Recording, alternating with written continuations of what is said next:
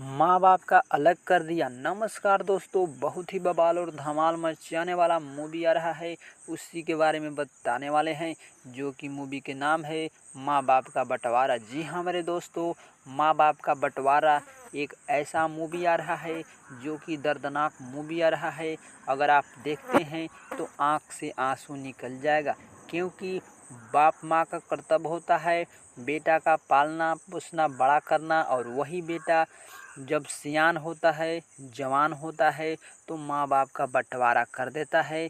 मान लो कि दो भाई हैं आप, तो बोल देगा कि बाबूजी हम के साथ रहेंगे और माँ छोटा भाई के साथ में रहेगा।